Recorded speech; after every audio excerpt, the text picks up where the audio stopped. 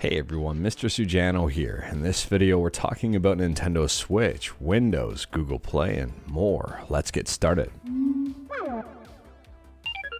Alright, we'll kick things off here talking about Nintendo Switch emulation on PC with Yuzu, and some early access changes have made their way over to the mainline build. So if you're currently using the Vulkan renderer and you update to mainline version 1441, it should fix checkerboard texture flickering in Breath of the Wild, Tears of the Kingdom, Xenoblade Chronicles 3, and possibly more. And on top of that, in the latest paid testing early access version of Yuzu, 3606, there's an improvement here that may help out performance in Tears of the Kingdom on the Steam Deck. Next up, we're talking about the Nintendo 3DS, and unexpectedly Nintendo just released a brand new system update for it. So at the time of filming, version 11.17.0-50U is the latest update, and as per true Nintendo fashion, the changelog is absolutely useless.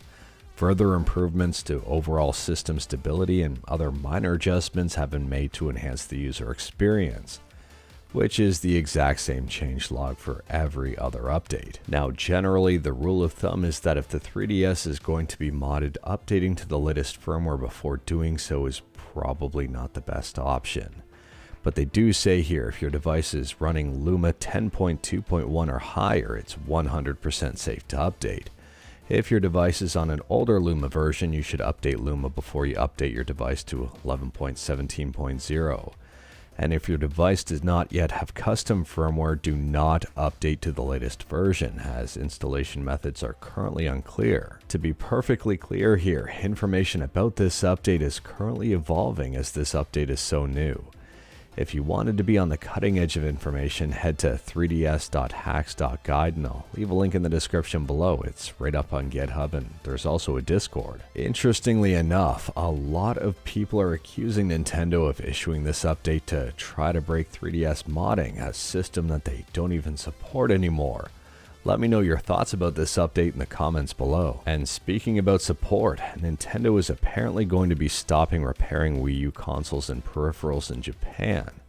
Parts are running out, they're running out of stock, and I think it's only a matter of time before this also happens to Europe and North America and everywhere else. Moving on, and we're talking about Mega Man, and there's a brand new Mega Man ROM hack that you might be interested in if you like the Mega Drive. Mega Man the Sequel Wars, which is a fan-made homebrew remake of Mega Man 4, 5, and 6 for the Sega Mega Drive. I would argue that the overall results on this one look pretty darn good, and if you're interested in checking this out, I'll drop a link to the ROM hacking page in the description below. Moving on, and we're talking about Microsoft and Microsoft Edge. If you are on Linux and for some reason you have to use Microsoft Edge, you might be happy to know that there's a brand new redesign available in the beta channels.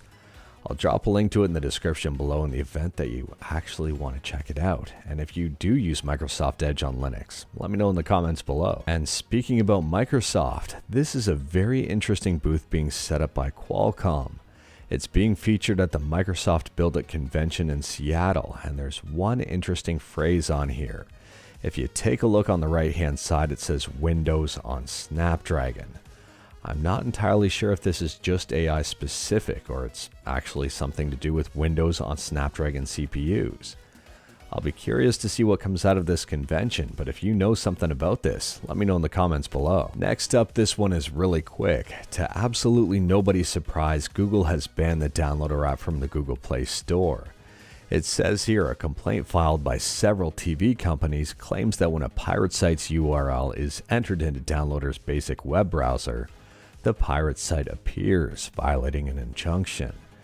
It was really only a matter of time before Google was going to ban this in some way, shape, or form, but I'm pretty sure it's available elsewhere. Last up, we're talking about Video Game Esoterica and Castlevania the Arcade. We had talked about this one in a previous video, but Video Game Esoterica tweeted out today that Castlevania the Arcade is preserved and running on Windows. The lost Castlevania game that is 11 out of 10 rare is here.